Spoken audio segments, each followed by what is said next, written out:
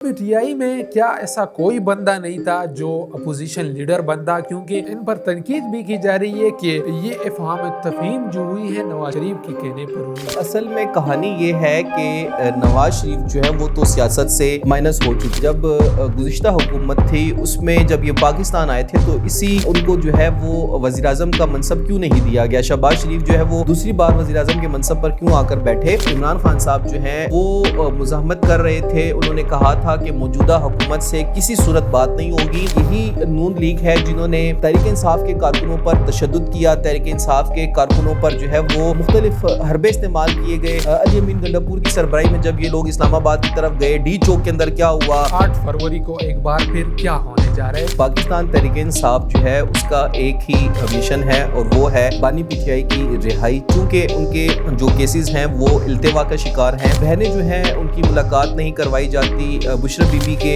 घर वालों की उनसे मुलाकात नहीं करवाई जाती। अडियाला जेल के बाहर आपने भी देखा होगा कि किस किस्म के मनाजिर होते हैं। बहनों पर जो है वो इस सख्त सर्दी में ठंडा पानी गिराया जाता है, केमिकल मिला पानी उन पर जो है वो गिराया जाता है। मुस्लिम लीग नून की जो हुकूमत है वो फिसायत का हर हरबा इस्तेमाल कर चुकी है। 5 बड़े लोग बैठेंगे और फैसला करेंगे।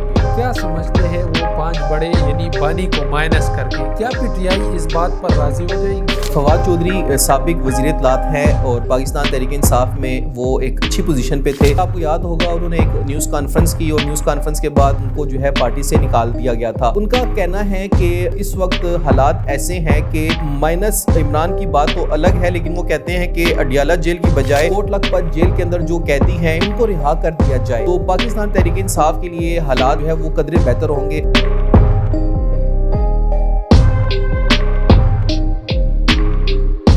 अस्सलामुअलैकुम नाजरीन, आप देख रहे हैं TCN एक्सक्लूसिव।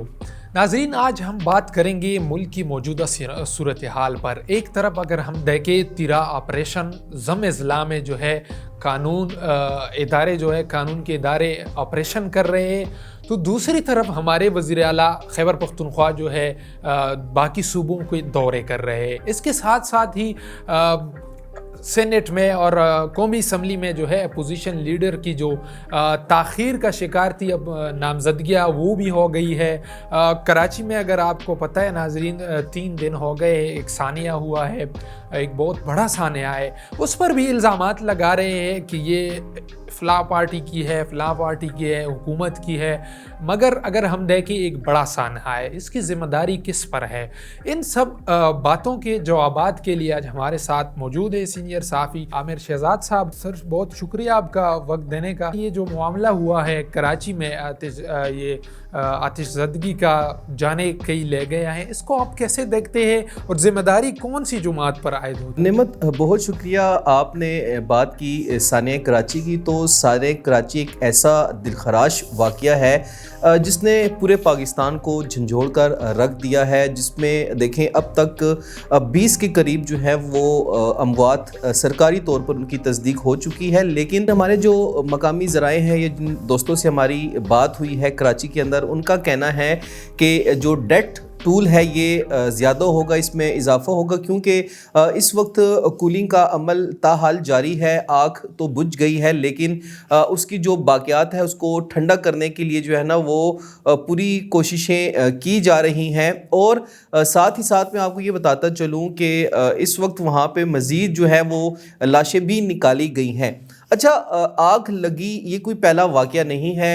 अगर हम सिंध की बात करें तो सिंध में भी ये कोई पहला वाक़या नहीं है, और अगर मुल्क के अंदर बात करें तो मुल्क में भी ये कोई पहला वाक़या नहीं है कि जिस पर हम जो है वो मातम कर रहे हैं।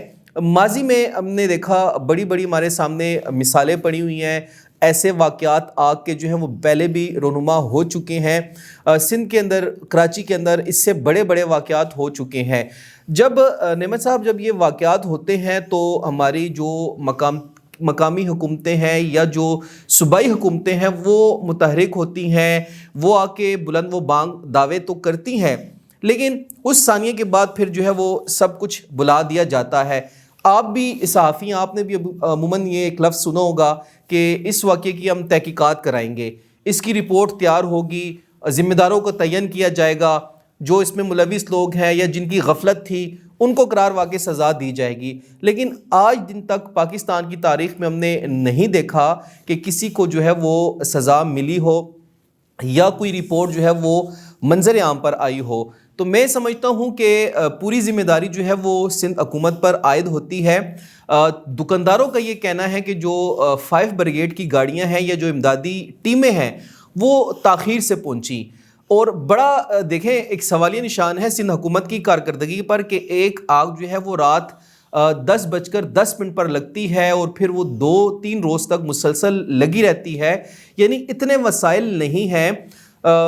تیسری یہ ٹینور ہے, یعنی 15 سال سے سندھ کے اندر پاکستان پیپلز پارٹی کی حکومت جو ہے وہ برسر اقتدار ہے. تو سوچنا ہوگا. اور آج بھی جو ہے وہ ہم نے ایک تصویر دیکھی ہے, جو لواحقین ہیں جن کی لاشیں تاحال نہیں ملے, ان کے گھر والے اس پلازے کے سامنے بیٹھ کے جس کرب سے گزر رہے ہیں اس کا اندازہ نہیں لگا سکتے. تو میں سمجھتا ہوں کہ کراچی کی جو مقامی حکومت ہے جس کے کرتا دھرتا مرتضی وہاب ہیں, یعنی میئر کراچی, اور وزیر اعلیٰ سندھ جو ہے وہ براہ راست اس کے ذمہ دار ہیں.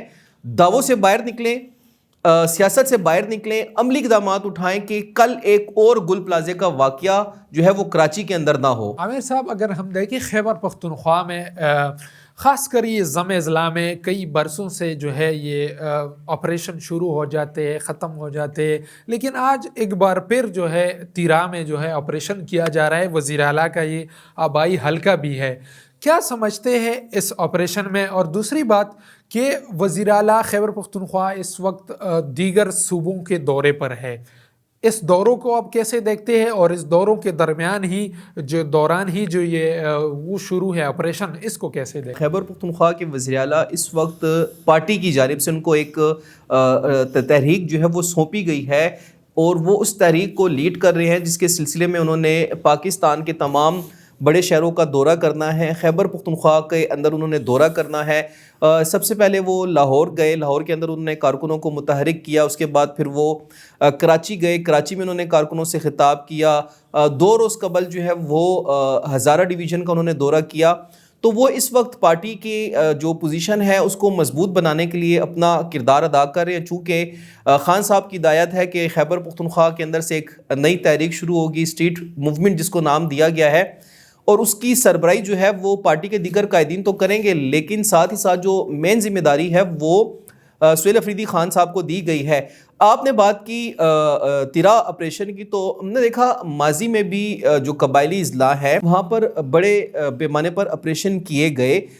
لوگوں نے نقل مکانی کی جنوبی وزیرستان کے اندر, شمالی وزیرستان کے اندر. اسی طرح پھر ہم بات کریں درہ ادم خیل کی, مومند ایجنسی کی, کرم کی, اورکزئی کی, تو یعنی تمام قبائلی بیلٹ کے اندر ماضی میں بھی آپریشن ہوئے ہیں. لوگوں نے نقل مکانی کی ہے, لوگ IDPs بنے ہیں اور ان کو لایا گیا ہے. یہ آپریشن مختلف نوعیت کا کیوں ہے؟ نعمت صاحب, اس میں خاص بات یہ ہے کہ جب پہلے آپریشن ہوئے ہیں تو چونکہ آپ کے علم میں ہوگا کہ آپ کا جو موجودہ وزیر اعلیٰ ہے اس کا تعلق وہ قبائلی ضلع سے ہے. یعنی تاریخ میں پہلی بار خیبر پختونخوا کے اندر ایک قبائلی نمائندے کو جو ہے وہ وزارت کی جو منصب ہے وہ دی گئی ہے. تو یہ اس لیے جو ہے وہ توجہ کا مرکز بنا ہوا ہے کہ ماضی میں تو جو وزیر اعلیٰ تھے ان کے خیبر پختونخوا کے دیگر اضلاع سے ان کا تعلق تھا. سہیل افریدی صاحب پر اس لیے تنقید کی جا رہی ہے کہ وہ تو دورے کر رہے ہیں, گھوم رہے ہیں, لیکن متاثرین کے ساتھ نہیں ہے. ہم نے دیکھا کہ وہ گئے ہیں, انہوں نے متاثرین کی داد رسی بھی کی ہے. تیراب میں انہوں نے کہا ہے کہ ہر ممکنہ مدد کی جائے گی. وہاں پر جو سہولیات ان کو میسر نہیں تھی ان کا انہوں نے وہاں پر اعلانات کیے. اور میں یہاں پر آپ کو ایک بات بتاؤں, وہاں پر وہ ایک کمیٹی بھی بنا کے آئے ہیں اپنے حمایتین کی سربراہی میں کہ جو تمام تر سرکاری انتظامات کو مانیٹر کریں گے, اور وزیر اعلیٰ خیبر پختونخوا کو وہ اس کی لمحہ بلمحہ رپورٹ دیں گے. اگر کہیں بھی کوئی کمی آتی ہے یا کوئی مشکل پیش آتی ہے تو وہ فوری طور پر وزیر اعلیٰ کو آگاہ کریں گے, اور وزیر اعلیٰ چیف سیکرٹری کے جو ہے وہ ڈائریکشن دے گا اور اس کو حل کیا جائے گا. اب اگر ہم تیرا کی بات کریں تو تیرا کا نعمت صاحب محل وقوع آپ دیکھیں تو یہ تھوڑا سا ہمارا جو افغانستان پڑوسی ملک ہے اس کے ساتھ تیرا کی باؤنڈری ملتی ہے. تیرا کا علاقہ ہے میدان اور راجگال.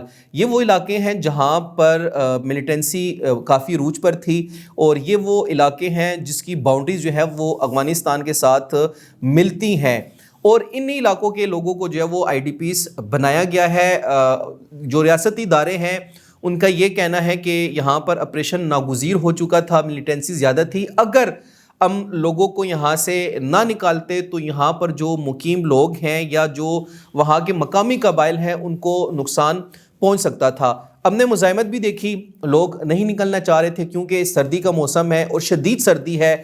ٹینٹ کے اندر رہائش اختیار کرنا اور پھر اس قسم کے معاملات. لیکن پہلی بار صوبائی حکومت نے ایک اچھا انیشیٹو لیا ہے, وہ یہ ہے کہ جو متاثرین ہیں ان کو ٹینٹوں میں رکھنے کی بجائے ان کو نقد کیش دی جا رہی ہے, اور ان سے یہ کہا گیا ہے کہ وہ اپنی مرضی کے مطابق کسی بھی جگہ رہائش اختیار کر سکتے ہیں. تو آپریشن اب جاری ہے. آپریشن کے کیا نتائج آتے ہیں, فورسز جو ہے وہ لمحہ بلمحہ آگے بڑھ رہی ہے, لیکن صوبائی حکومت کی جو کارکردگی ہے تیرا آپریشن کو لے کر وہ قابل ستائش بھی ہے, وہ مطمئن بھی ہے, اور عوام بھی سر اس سے مطمئن ہے. میرے صاحب کیا سمجھتے ہیں قومی اسمبلی میں اور پھر سینٹ میں اپوزیشن لیڈر کا ایک خاص رول ہوتا ہے, خاص عہدہ ہوتا ہے.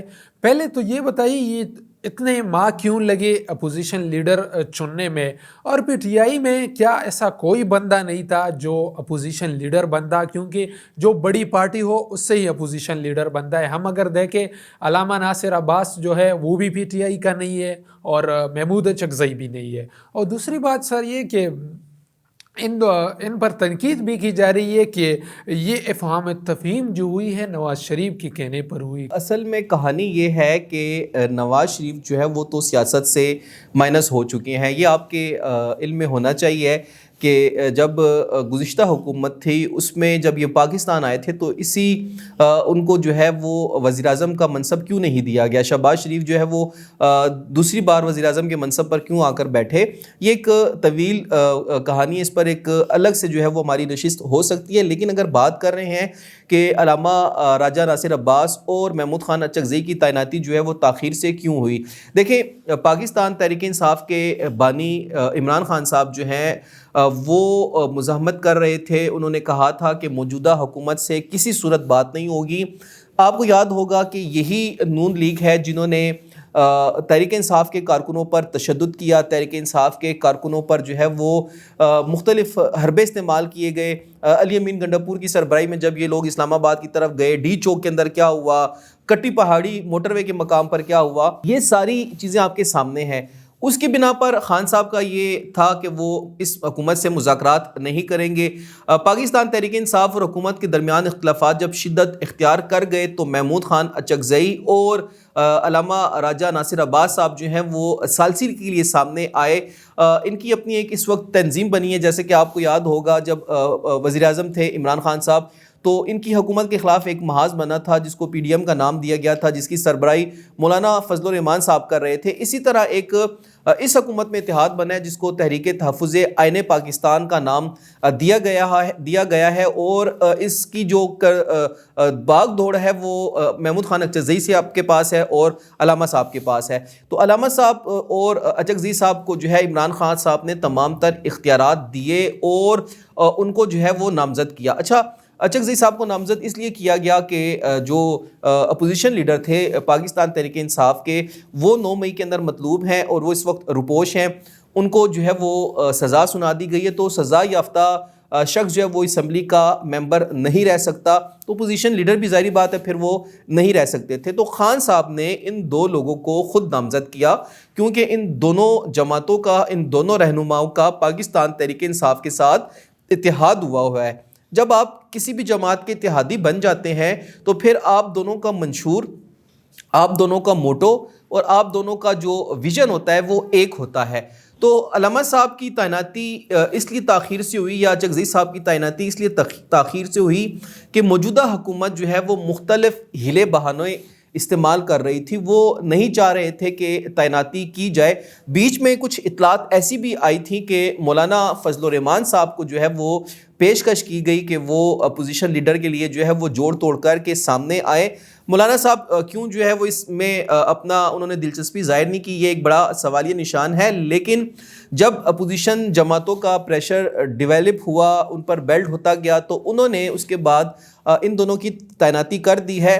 اب حکومتی ذرائع یہ کہتے ہیں نعمت صاحب کہ تعیناتی جو کی گئی ہے وہ کچھ دو اور کچھ لو کی پالیسی پر کی گئی ہے, لیکن ہم اس کو جو ہے وہ اس کی تردید کرتے ہیں. ہمارے جو واقفان حال ہیں ان کا یہ کہنا ہے کہ ایسی کوئی جو ہے ڈیل نہیں ہوئی, اور نہ ہی خان صاحب نے ایسی کوئی ڈیل کرنے کا اختیار ان دونوں صاحبان کو دیا ہے.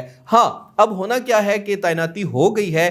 اب اپوزیشن کے اندر پاکستان تحریک انصاف کا جو موقف ہے وہ مزید جو ہے وہ ابھر کے آئے گا, مزید وہ سخت ہوگا, اور ایوان کے اندر مزید جو ہے وہ ٹف ٹائم اس موجودہ حکومت کو, جو مسلم لیگ نون کی حکومت ہے, اس کو مزید جو ہے وہ سخت حالات دیکھنے کو ملیں گے. ناظرین, 8 فروری کو ایک بار پھر کیا ہونے جا رہا ہے, اسی پر بات کریں گے, لیکن یہاں لیں گے ایک چھوٹا سا وقفہ. آپ ہمارے ساتھ ہی رہیے.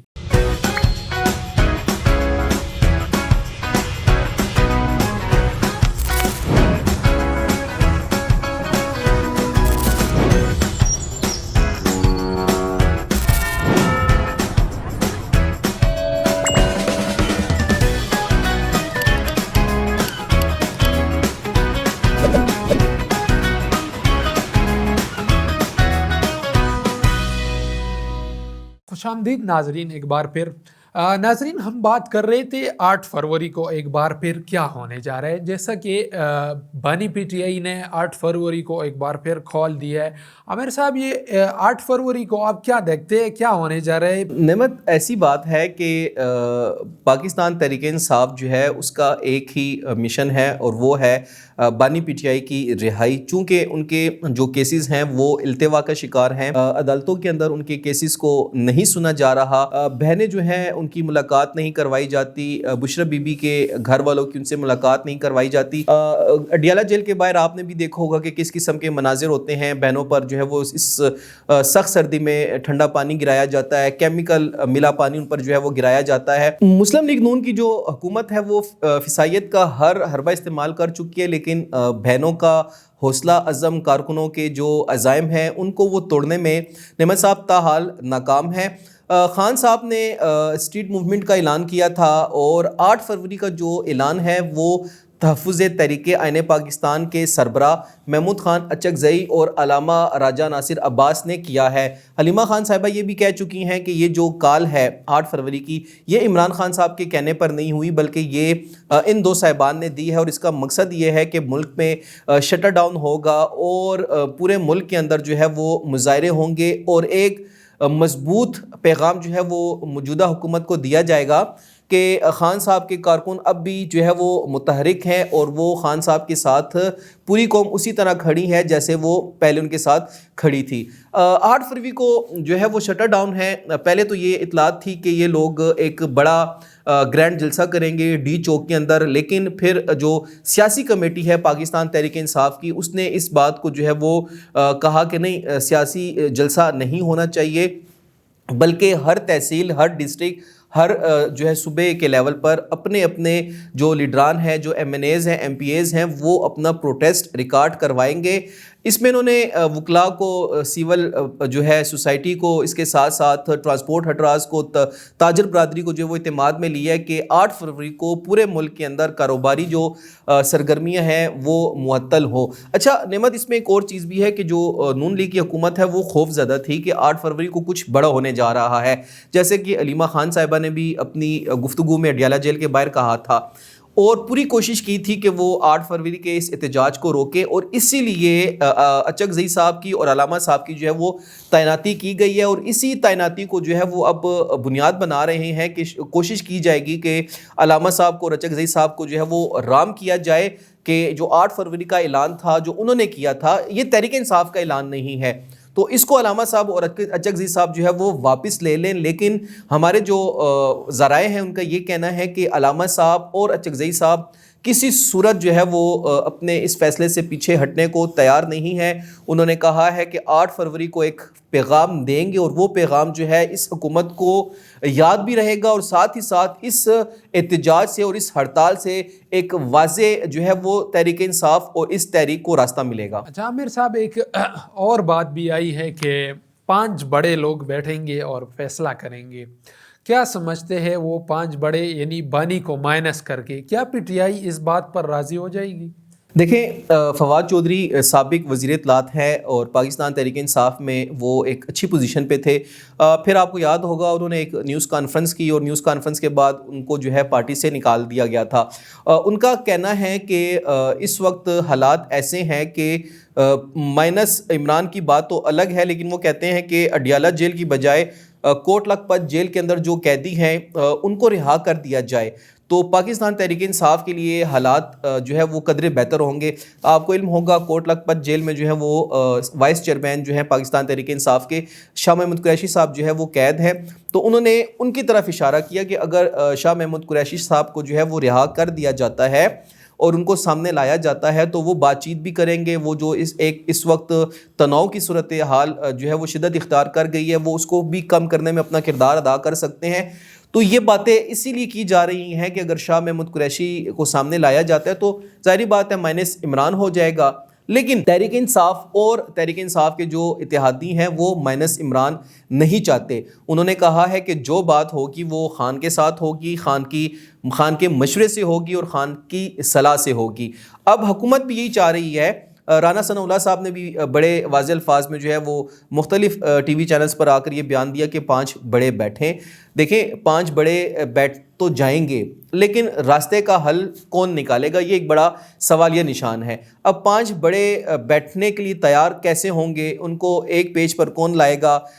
نظریات الگ ہیں، اختلافات الگ ہیں، اور ان تمام چیزوں کو اگر بھلا کر ہم آگے بڑھتے ہیں تو آپ کو بڑی سنجیدگی سے عمران خان صاحب کی رہائی کے حوالے سے بھی سوچنا ہوگا۔ پاکستان تحریک انصاف کے ہی رہنما ہیں، یعنی میں ایک بار پھر فواد چودھری صاحب کی بات کروں گا، انہوں نے کہا ہے کہ نواز شریف سے مطالبہ کیا ہے کہ وہ اس سیاسی آگ کو ٹھنڈا کرنے کے لیے کردار ادا کرے۔ انہوں نے یہ بھی کہا ہے کہ وہ عمران خان صاحب کی رہائی کے لیے بھی کردار ادا کریں۔ دیکھیں اگر نواز شریف صاحب، مولانا فضل الرحمان صاحب، پاکستان تحریک انصاف کے بانی عمران خان صاحب، فیلڈ مارشل صاحب، یہ سارے لوگ جب بیٹھ جائیں گے تو ایک راستہ مل سکتا ہے، لیکن آپ جو دیکھ رہے ہیں اس وقت موجودہ جو حالات ہیں سیاسی، وہ مزید بگاڑ کی طرف جا رہے ہیں۔ مذاکرات کی بات بھی ہوتی ہے، پھر پاکستان تحریک انصاف کے خلاف کارروائیاں بھی تیز کر دی جاتی ہیں۔ پاکستان تحریک انصاف کا یہ موقف ہے کہ ہم نے ان کے ساتھ بات نہیں کرنی، ہم نے اسٹیبلشمنٹ سے بات کرنی ہے۔ اسٹیبلشمنٹ کہتی ہے کہ بات چیت کا اختیار جو ہے وہ سیاسی جماعت کو ہے اور حکومت کو ہے۔ تو دیکھیں مختلف رائے ہیں، مختلف سوچ ہیں، کسی ایک کی سوچ مل نہیں رہی۔ تو میں نہیں سمجھتا کہ اس تناؤ کی صورتحال کے اندر ان 5 بڑوں کا جو ہے وہ ایک بیٹھک ہو سکتی ہے اور کوئی راستہ نکل سکتا ہے، لیکن جو اچکزئی صاحب ہیں علامہ صاحب ہیں وہ اس وقت ایگریسو موڈ میں ہیں۔ ان کا جو موڈ ہے وہ جو ہے وہ ٹھنڈا نہیں ہوگا اور نہ وہ بدلے گا، بلکہ وہ اس حکومت کے لیے ایک نیا ماسک کھڑا کریں گے اور حکومت جو ہے وہ ان کے لیے چلانا مشکل ہوگی آنے والے دنوں میں۔ اچھا عامر صاحب، ایک غزہ پیس آف بورڈ میں پاکستان کی شمولیت کو آپ کیسے دیکھتے ہیں؟ پاکستان کے اکثر سیاستدانوں نے اب اپنے بیانات دیکھے ہوں گی، جماعت اسلامی، JUI، ساروں نے مسترد کیا ہے کہ ہمیں نہیں جانا چاہیے۔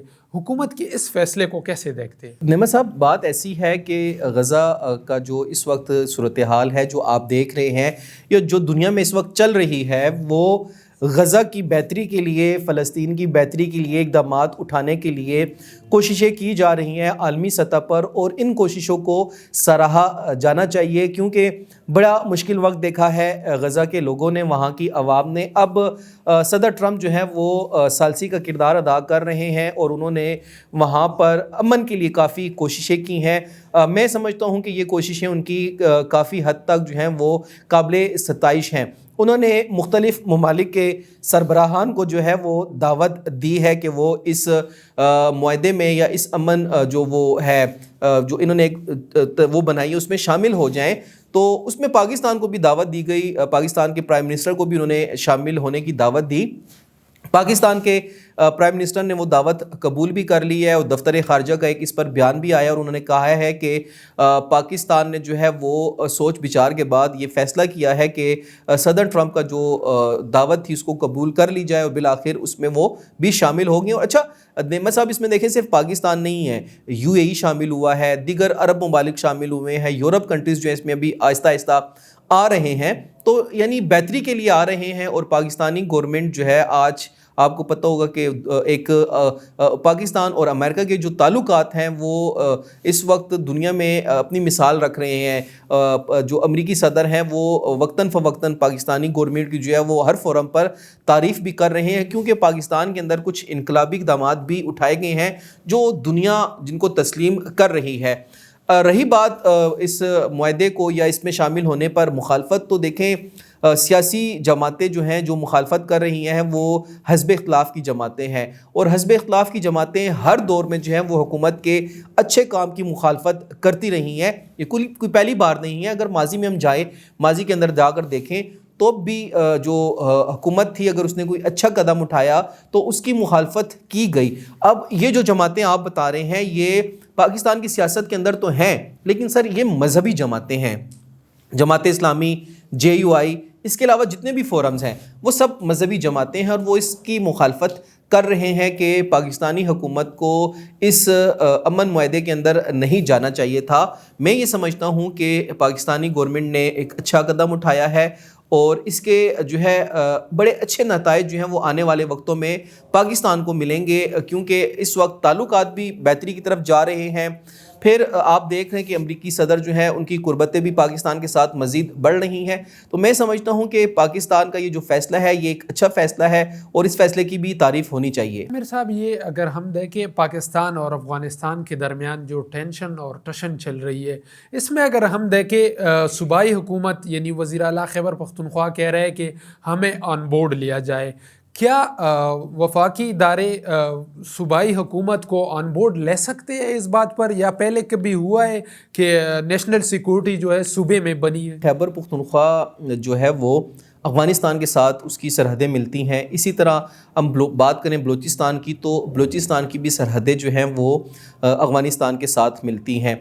अब मिलिटेंसी के अंदर सबसे ज़्यादा जो मुतासिर होने वाला सूबा है वो सूबा खैबर पख्तूनख्वा है, क्योंकि इसके जो कबायली अज़ला हैं, जितने भी कबायली अज़ला हैं, उसकी तमाम तर इलाकों की सरहदें कहीं ना कहीं अफ़गानिस्तान के किसी न किसी इलाके के साथ मिलती हैं। पाकिस्तान तहरीक इंसाफ की हुकूमत का रोज़े अव्वल से ये मौक़िफ़ रहा है कि जो पॉलिसी वफाक मुरतब करती है, जो चीज़ें सूबे के हवाले से या मिलिटेंसी के हवाले से फ़ाइनल करती है, उसमें खैबर पख्तूनख्वा की हुकूमत को ऑन बोर्ड लिया जाए, क्योंकि सबसे ज़्यादा बराह रास्त इस दहशतगर्दी के अंदर हम लोग मुतासिर हो रहे हैं। अभी अगर आप बात करें अपने जनूबी अज़ला की, खैबर पख्तूनख्वा के जनूबी अज़ला की, तो वो इस वक्त भी दहशतगर्दी की शदीद लपेट में है। DI खान, बनू, लकी मरवत, हंगू, ये वो इलाके हैं जहाँ पर मिलिटेंसी के वाक़यात रोज़ाना हो रहे हैं। फोर्सेस को निशाना बनाया जा रहा है, कानून नाफिज करने वाले इदारों को टारगेट किया जा रहा है। तो खैबर पख्तूनख्वा हुकूमत का मौक़िफ़ अपनी जगह दुरुस्त है कि भाई जब आप कोई फ़ैसला लेने के लिए बैठते हैं या कोई अहम बैठक बिठाते हैं तो उसमें हमारी नुमाइंदगी होनी चाहिए, ताकि हम आपको हक़ाइक़ बता सकें, ज़मीनी हक़ाइक़ बता सकें कि भाई हम इसमें कितना मुतासिर हो रहे हैं। आपको याद होगा सुहेल अफरीदी साहब से पहले जो वज़ीर आला थे, अली अमीन गंडापुर साहब, उन्होंने भी कहा था कि वो जब अफ़गान माजरीन की वापसी की बातें हो रही थी तो उन्होंने कहा था कि हम अफ़गान माजरीन को वापस किसी सूरत नहीं भिजवाएंगे। वफाक ने जब अफ़गान माजरीन को निकाला तो अली अमीन गंडापुर साहब की हुकूमत ने उनको सूबे में ठहराया। उन्होंने कहा था ये हमारे भाई हैं, हमने इनको इज़्ज़त के साथ वापस करना है। उसमें भी हमने देखा कि वो इख्तिलाफ़ात थे। दहशतगर्दी की बात हुई तो उन्होंने कहा था कि जो दहशतगर्दी कर रहा है उनके खिलाफ बिला तफरीक कार्रवाई हो, ना कि किसी आम शहरी को जो है उसमें निशाना बनाया जाए। तो तहरीक इंसाफ का अब जो ये मौक़िफ़ है वो उस पर अभी भी वो कायम है कि वो ये चाहते हैं कि आप खैबर पख्तूनख्वा के हवाले से जो बात करें उसमें खैबर पख्तूनख्वा को नुमाइंदगी दें, ताकि जो मसाइल हैं उनको बैठ कर बातचीत के ज़रिए हल किया जाए। अब वफाक जब कोई इक़दाम करता है तो सुबह फिर बैठने को तैयार नहीं होता। सुबह कहता है भाई ये जो पॉलिसी आपने तैयार की है या जो आप बात कर रहे हैं ये तो यानी इसको हम तस्लीम नहीं करते, इस चीज़ को हम मानने के लिए तैयार नहीं है। तो जब वो मानते नहीं हैं تو پھر اختلافات مزید بڑھتے ہیں۔ خیبر پختونخوا کا یہ اپنا موقف ہے کہ جو دہشت گردی کی مد میں ہمارے فنڈز التوا کا شکار ہیں وہ آپ ہمیں دیں، سی ٹی ڈی کو ہم یہاں پر مضبوط بنائیں، ہم دیگر قانون نافذ کرنے والے اداروں کو مضبوط بنائیں، اور آپ لوگ ہمیں ڈائریکشن دے دہشت گردوں کے خلاف ہم کارروائی خود کریں گے۔ تو یہ ایک ابہام ابھی بھی دونوں حکومتوں کے درمیان جو ہے وہ پایا جا رہا ہے، لیکن میں یہ سمجھتا ہوں کہ دونوں حکومتوں کو بیٹھ کر اس مسئلے کو حل کرنا چاہیے تاکہ پاکستان ترقی کرے، خیبر پختونخوا ترقی کرے۔ اچھا عامر صاحب، خیبر پختونخوا اس وقت دہشت گردی کے ساتھ ساتھ مہنگائی کا بھی شکار ہے۔ ہم اگر دیکھیں پنجاب سے جو ہے آٹا بندش کی صورتحال سے یہ صورتحال ہے خیبر پختونخوا میں کہ 3300 تک ایک 20 کلو آٹے کی بوری گئی ہے پیسے کی قیمت۔ اس بات کو آپ کیسے دیکھتے ہیں؟ پنجاب حکومت کیوں بند کر رہی ہے خیبر پختونخوا کے لیے آٹے؟